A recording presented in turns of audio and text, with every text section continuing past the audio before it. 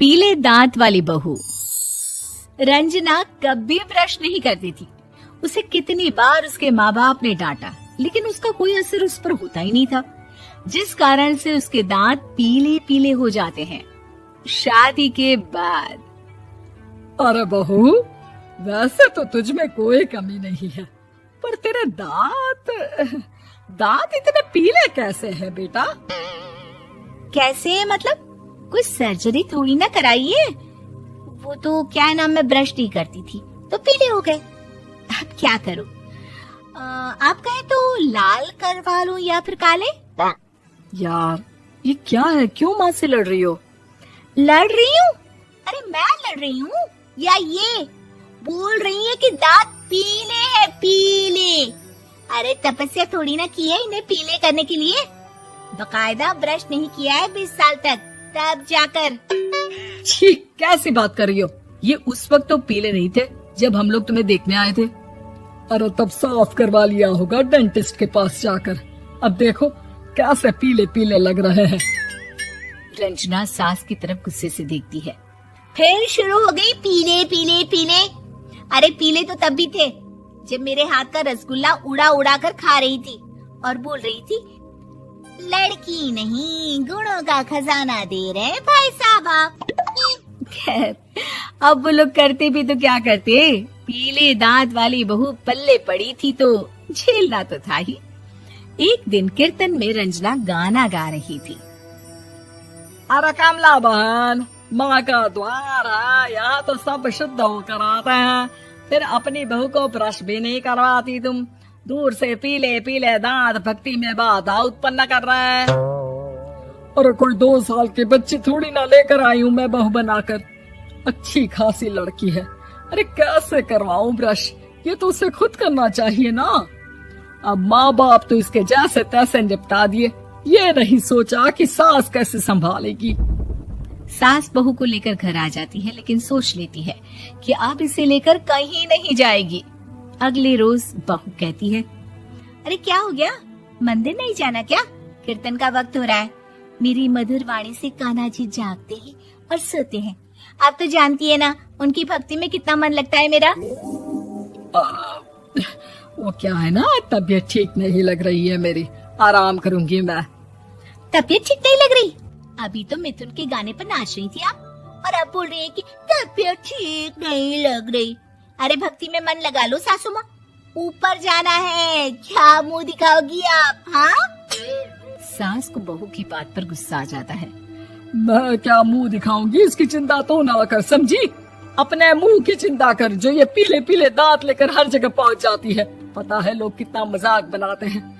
ना जी ना, मैं नहीं जाना कहीं तेरे साथ।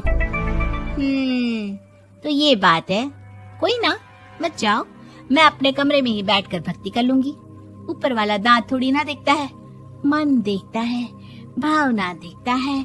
और अरे बस बस, तू सब कुछ दिखा, बस ये सफेद चमकदार दांत ना दिखाना किसी को, है? जा यहाँ से। बहू को सास की बात का कोई फर्क नहीं पड़ता, वो तो जैसी थी वैसी ही रह जाती है। सुबह नहाकर किचन में खाना बनाना, फिर खाना खाना, कीर्तन भजन करना और सो जाना।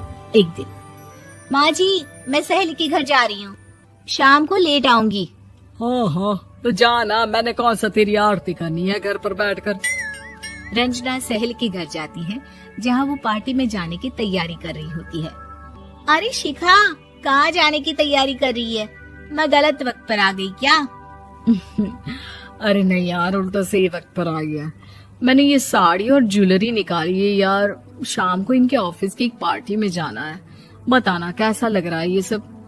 नहीं यार, इस ड्रेस के साथ तो वो वाली ज्वेलरी अच्छी लगेगी। हाँ हाँ सही बोल रही है, मैंने ध्यान ही नहीं दिया। वैसे तो हमेशा से मस्त फैशन सेंस रखती है। तो बड़ा जाती होगी ना पति के साथ पार्टी में। रंजना कुछ नहीं बोलती, बस सोचती है कि यार काश ये बात सही हो जाती, पर मैं क्यों नहीं जाती पार्टी में? क्या इन लोगों की कोई पार्टी होती नहीं होगी? रंजना घर आती है और रात में पति से सवाल करती है, एक बात बताइए, आप मुझे किसी पार्टी में क्यों नहीं ले जाते?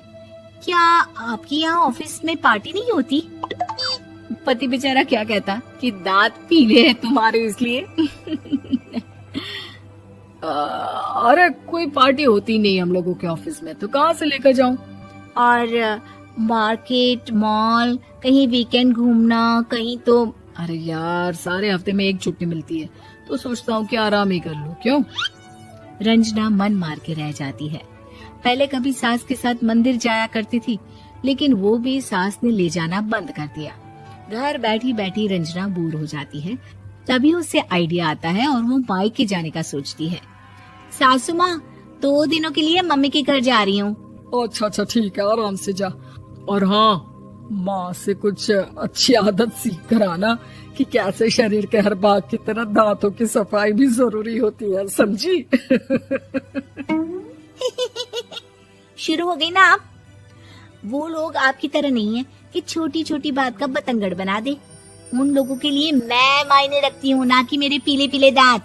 रंजना माँ को बिना बताए उन लोगों को सरप्राइज देती है, लेकिन जैसे ही वो दरवाजे पर पहुंचती है, अंदर देखती है कि घर वाले कहीं जा रहे होते हैं।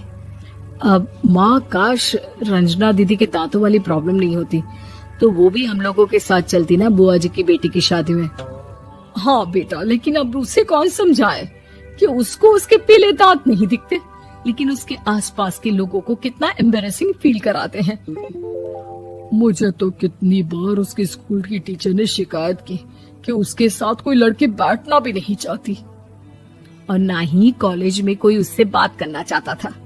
लेकिन पता नहीं क्यों उसे ये बात समझ में ही नहीं आती। कोई कमी नहीं है उस लड़की में, बस यही कि दांत पीले हैं। वो तो भला हो जीजा जी और उनकी माँ का, जो दीदी को जैसी है वैसे ही रखा हुआ है। रंजना को अपने घर वालों की बात सुनकर बहुत दुख होता है।